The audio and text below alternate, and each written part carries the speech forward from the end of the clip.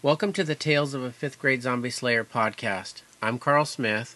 And I'm Jeffrey McLaurin, and we're the creators of the Tales of a Fifth Grade Zombie Slayer web series.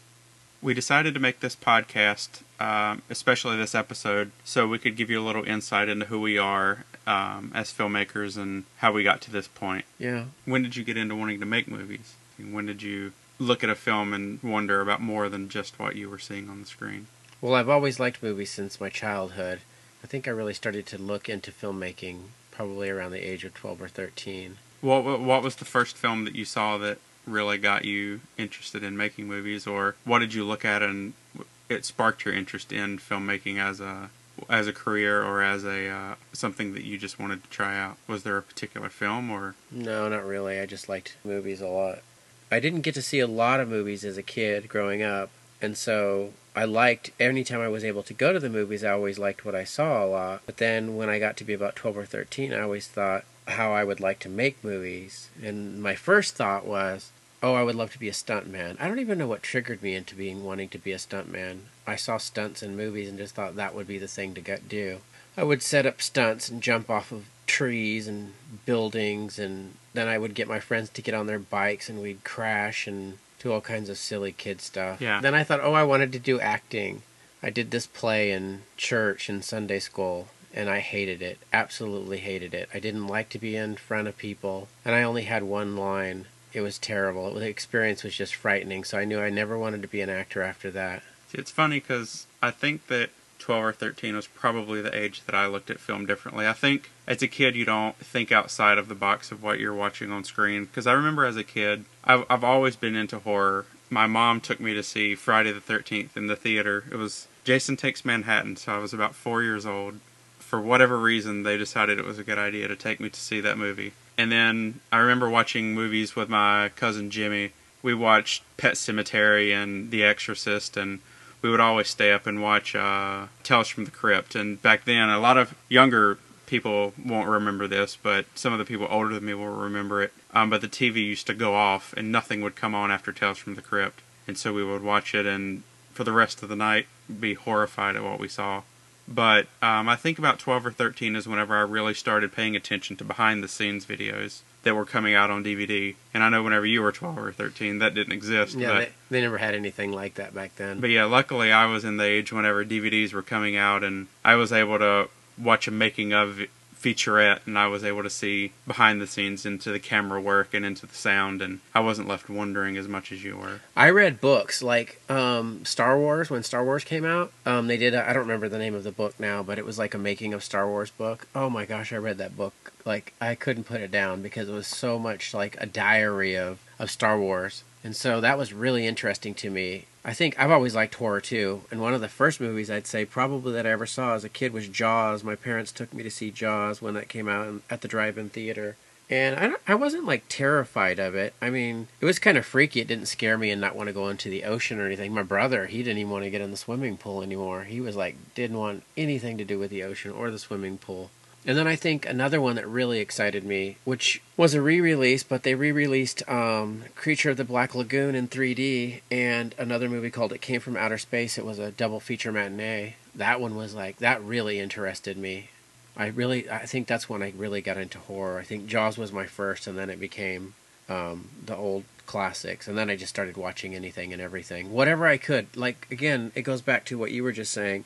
I didn't have, a lot of the, I don't know what you call it, programming. It was whatever was on TV, and back then it was even cut and edited, so it wasn't even like uncut movies. Like the old 50s movies and stuff, they weren't anything bad or horrific anyways, or scary, I should say. I guess they could have been, but I was never really scared of them. Yeah, see, so in my generation, I was growing up on Night of the Living Dead and Texas Chainsaw Massacre and things that were much more violent and much more horrific than the old Universal movies. I remember when The Exorcist came out, and I remember my older sister wanted to see it, and I remember my parents wouldn't let her see it. No one in my family was really into movies like I was. Like, my parents didn't even care about movies all that much. It was always just me. I was the only one that was really, really into movies, going to movies and seeing movies, which is probably why I never got to see them very much until I got old enough to drive. Once I got old enough to drive, man, I was going to the movies like every weekend. I would go Friday and Saturday nights. I would go to the drive-in or the walk-in. Yeah.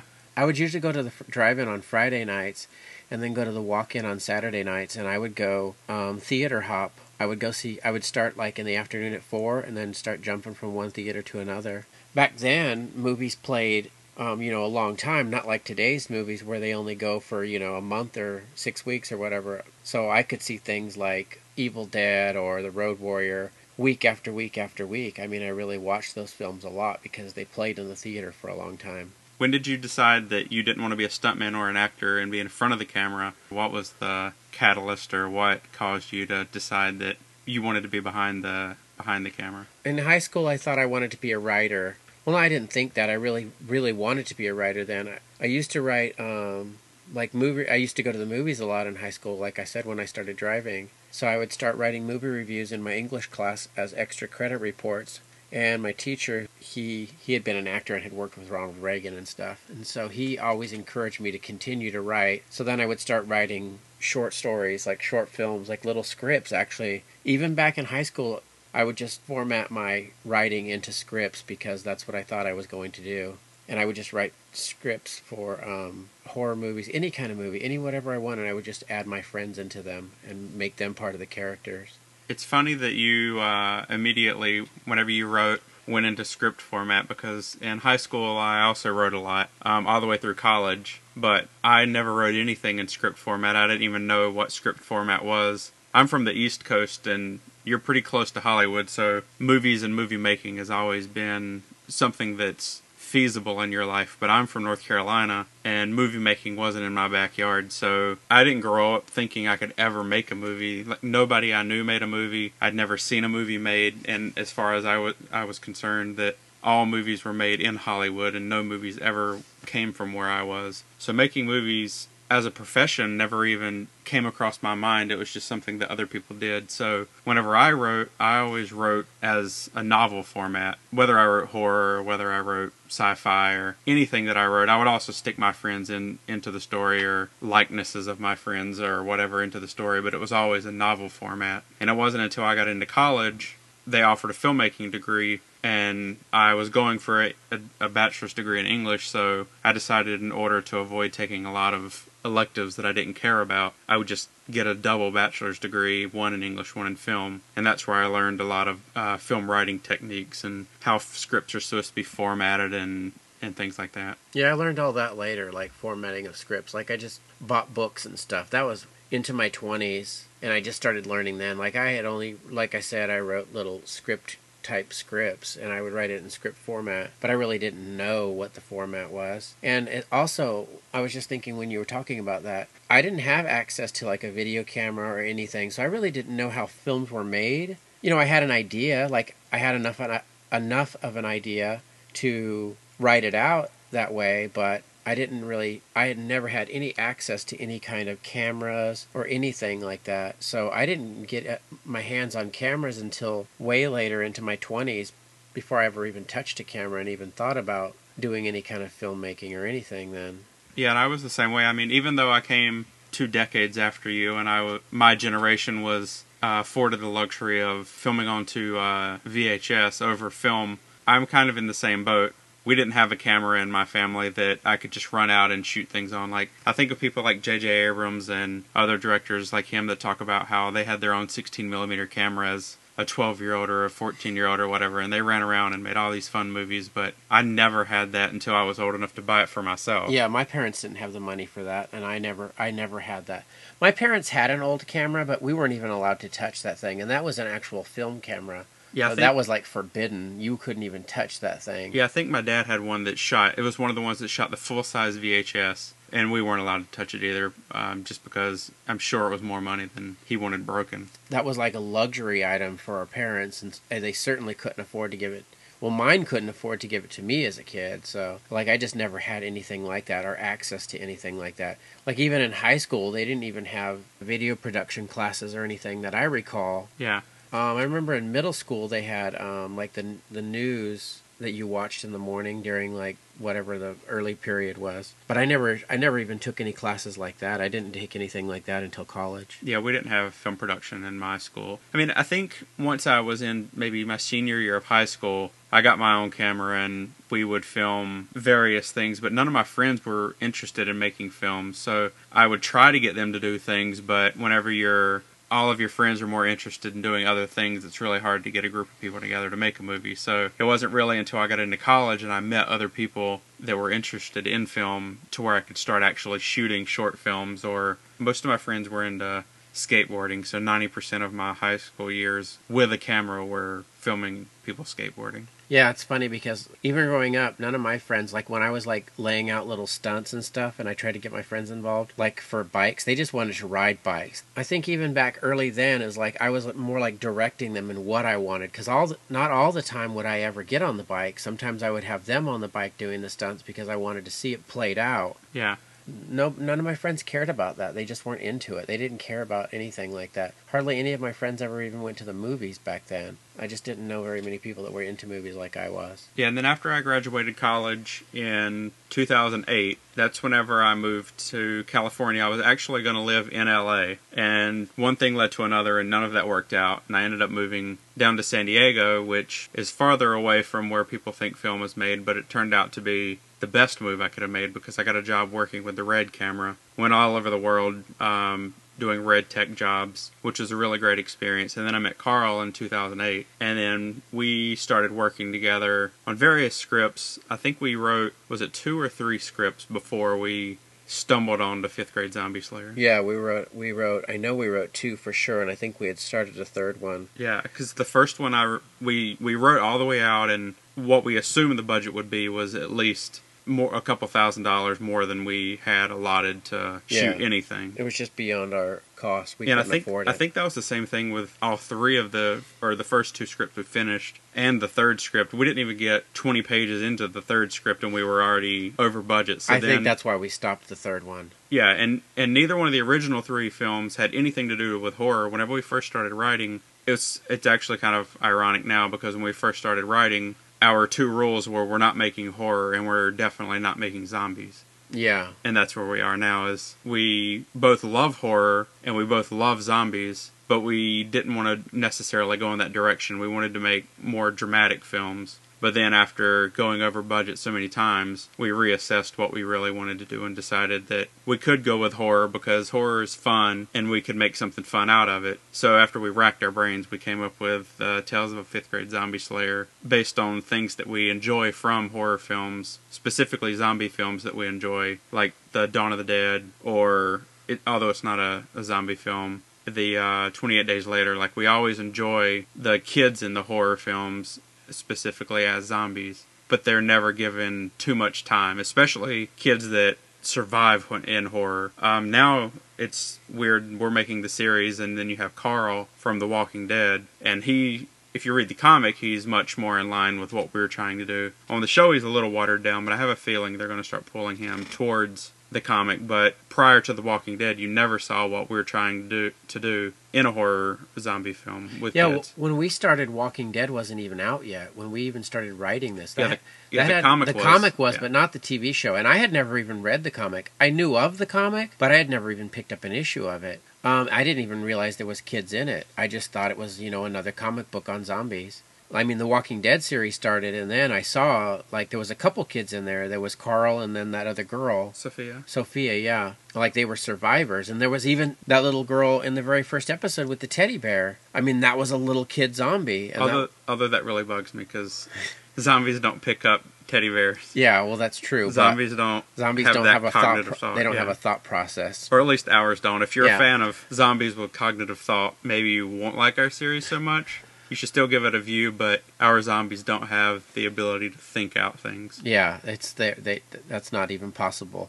I don't remember exactly when the Walking Dead series came on, but it might have came on right after we had shot the short film. Yeah, because we started writing in 2008, right at the end, before I went on a trip. I went to Kazakhstan, and we started writing before... Yeah, right at the end of 2008. Yeah, before I did that, and then we finished the script 3 months later whenever I got back, after exchanging notes during my trip. Yeah, we did a lot of notes, and that's where we even came up in the title. Yeah. Was through emails and chats, trying to figure out a title for it. And then once we were like, Tales of a Fifth Grade Zombie Slayer, we were like, oh, but that just kind of nailed it right there. Yeah. And we knew this is going to be something really good. Yeah, and then we did the script registering with the WGA in 2009 after we finished the first short film script. Yeah, that was right in the beginning in the spring. Yeah, and then we started casting pretty shortly after, in June or so. Yeah, we started casting in early June. We started holding auditions and stuff, and we just did our auditions through Craigslist. Yeah, we threw up an ad on Craigslist, and then we threw up some flyers around the neighborhood.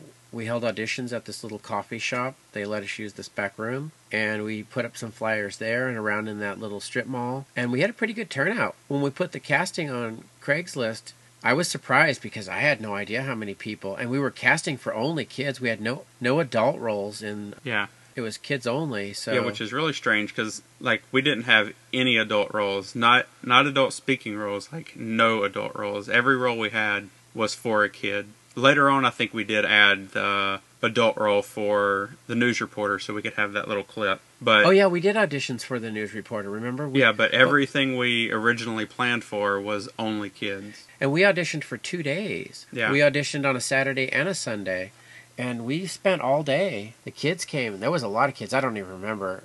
It got to be so much. You just kind of lost track. And then after we finally... We decided on our casting, and we had a couple issues with casting. We had one person pull out at the last minute. We were literally going to start shooting a week later, and we didn't have our cast. Gabe got the role ultimately, but I think he came in really late. Gabe came in late because he wanted to audition, but he was off on a camping trip or something. I know he wasn't available. Yes, and his mom, she had called and said, is there still a chance that Gabe could still come in and audition? And in fact, we were getting so close to the deadline, I said, yeah, have him come. And his sister brought him down the next day. Yeah, and we just met them, and he just did a little read-through by himself, and then we knew that he was who good, we were going with. He was good, too. He was good at those auditions. Yeah. We had so many good kids in auditions.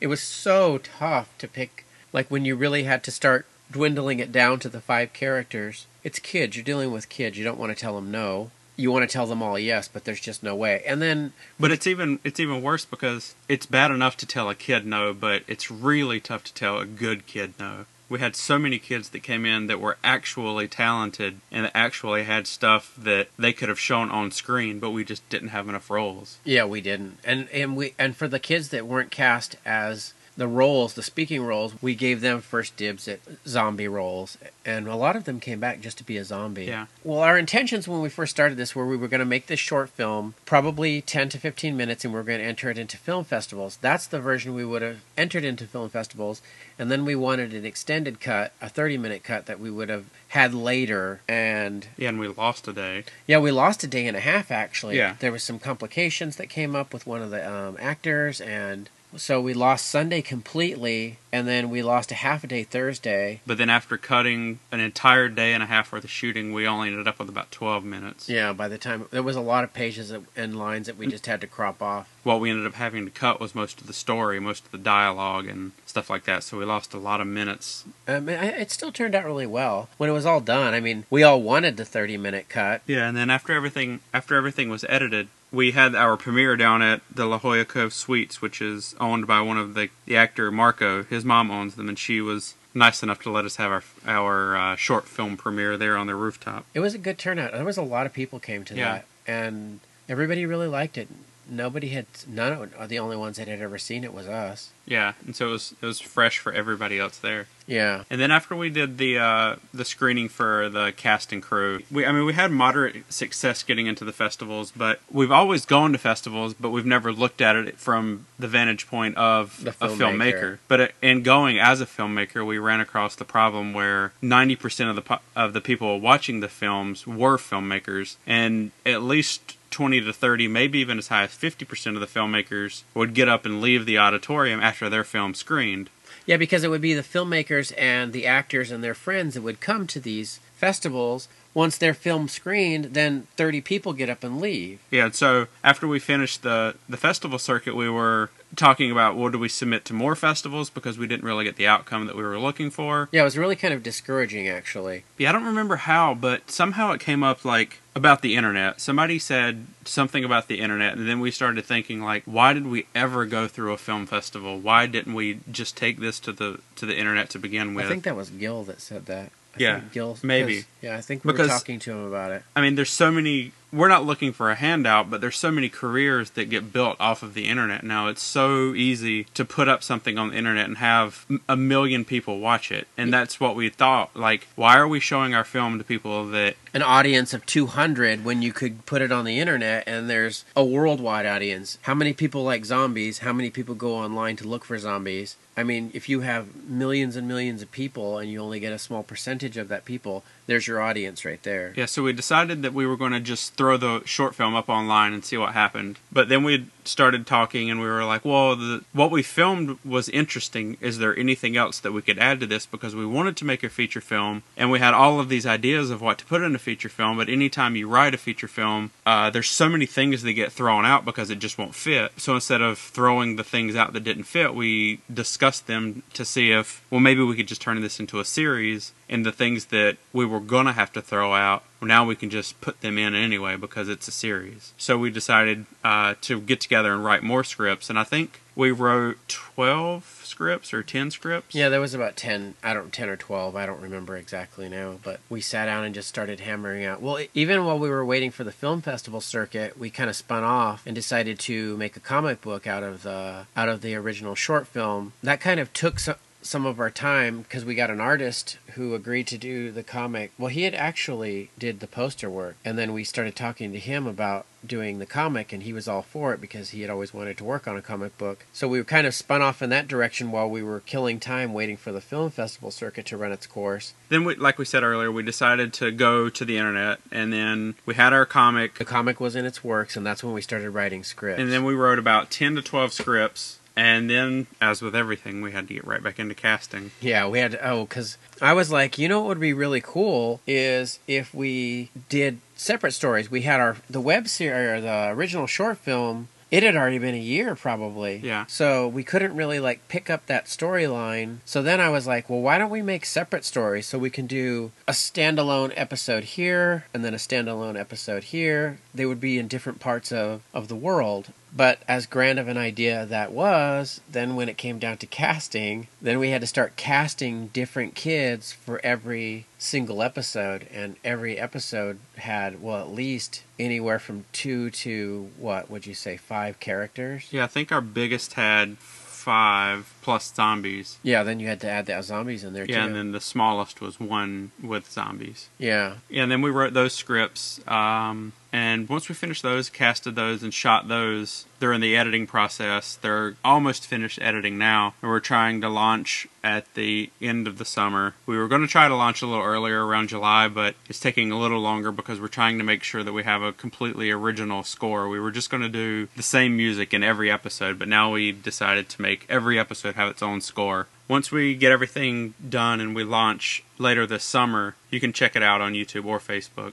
We'll be having separate podcasts for each episode or each facet of making the film. We decided not too long ago to make a podcast because we really wanted something to help us communicate with people that are fans or that could potentially be fans or something like that. We were at Comic-Con and Kevin Smith was talking about how the podcast revolutionized his way of interacting with his fans and distributing content. And so we thought, well, why don't we make a podcast? We have something we have to say. So yeah, our fans are really important to us. With your support, you deserve to hear from us because a lot of times people just watch something and then that's it. But I think by talking to you, it makes it much more personal. I always thought we needed to personalize it. For the time being, it feels like these podcasts can really serve as tons of information for anybody that's remotely interested in what we're doing in terms of behind the scenes or just little stories or anything like that. Yeah, just like we didn't really even know what our first podcast would be, and we thought, well, you guys have been following us on Facebook, so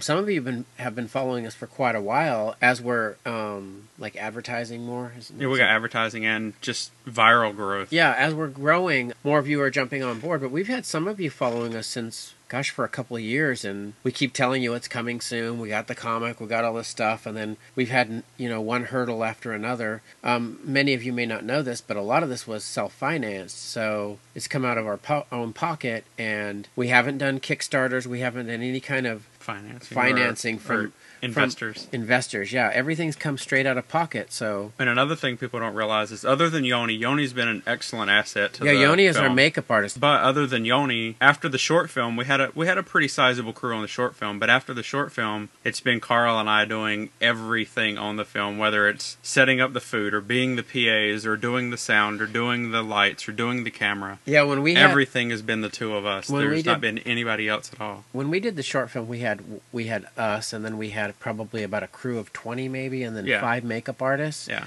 But once we did the web series, because with the short film, they were volunteering their time. That's another thing. You know, everybody volunteered their time. There was a couple people that got paid, but for the most part, it was all voluntary. And these people, I felt I didn't want to waste their time. They were giving us their time to help us out, and I felt bad for them having to just stand around. So then I thought, we don't need all this crew. Let's just do it ourselves. We're doing a much smaller version of what we thought we were doing, a smaller version, exactly. And it turned out to be a monster. It's been a challenge because it's been us. We're writing and we're casting and we're garage sailing and doing all this stuff just to get money to continue. So we would go in spurts, and then it's like, once we get the cast, then we have to, like, all the actors that are in this, all the kids and stuff, they're all volunteering. They're all doing this for free because they want to get the experience, they want to get the exposure themselves, and it's a trade-off. You know, you help us, we help you type of thing. That was always how we went into this. We're getting experience, they're getting experience. And it's really tough, as we learned through casting. We would have, when we did casting the first time, we had people coming down from LA to audition, and because people were volunteering, I felt bad having people come that far, but they wanted to because... Yeah, and they were even saying, no, we'll make the drive every day, and, I mean, we wanted those kids, if they were good, to come, but, I mean, there's two sides to this. One is that if we hired one of those kids from LA, they have to be reliable enough to get from LA to San Diego for 5 to 7 days straight at a certain time for call. You know, that means traffic, that means car problems or anything, but not only that, they weren't getting paid, so we just felt horrible trying to tell these people, you can have this role, but then your gas is going to be coming to and from out San of Diego. Pocket. Even if they decided to stay in a motel here, if they didn't drive back and forth, we couldn't afford that. It wasn't in the budget, so there was just no way that I could take out of town auditions. Yeah, we put it in the casting notice that the kids had to be from San Diego, but yet people snuck in. Yeah, the people that are listening that know about filmmaking will appreciate it more, I think. Because I don't think a lot of people know what goes into making films or a web series, which is essentially just microfilms. But really, other than Yoni doing the makeup, it's been Carl and I doing every role for pre-production and production. And once we got to post-production, we were also going to do all the editing. But we were so burned out with even thinking about doing editing. And then we were having computer issues again. We have had more computer issues with this editing. Every time it comes down to editing, when we get to edit, there's some technical stuff, and we were already so, like he said, we were so burned out already. It was like, let's just find an editor, which is, then we started again. I think we went to Craigslist. Didn't you go to Craigslist for that? Yeah. And we had a good callback for that too. Yeah. A lot of people. We had about 20 or so emails, and we decided on two editors. We ended up going with 2 different ones, and both have turned out really good. Dana and Jeffrey, and they're currently working on it right now. We're down to we have one episode that hasn't even been touched yet, but everything else is coming together. It's like music and most of it's just pieces and fine tuning. Pretty much is where we're at right now. But most of it's just music. We have to get Jeffrey's doing our music as well as editing, and we just have to get him the rest of the clips so he can finish doing the music for each episode. Yeah, there's a couple sound effects and little things like that we're working on too, some sound design and things like that. But for the most part, we're really getting close, and then we have a couple things. Yeah, but I think everything is coming together to where we're going to be able to launch in our time window of summer. We wanted to be launched earlier, but... We had hoped midsummer. Yeah, but we're going to get it done. It's looking like it's going to be late summer, yeah. We had Comic-Con, which kind of delayed us. That set us back a couple weeks because we had to prep for that, and if everybody's interested in this, let us know, and we'll definitely make more podcasts and let you know more about each episode or answer any questions that you guys may have. Yeah, we'd like to give an opportunity for like Leone, the makeup artist, to come and talk about his experiences, and some of the cast members as well that have worked on it. We'll get together with them. And yeah, so hopefully if you guys enjoy this would just be number one of many to come if it's something that people seem to respond positively to. Yeah, I think that about covers it for us. Again, check us out on our Facebook page, facebook.com/Tales of a Fifth Grade Zombie Slayer. From there you can find everything you need, from posts and updates to links to our YouTube page and everything else. Thanks.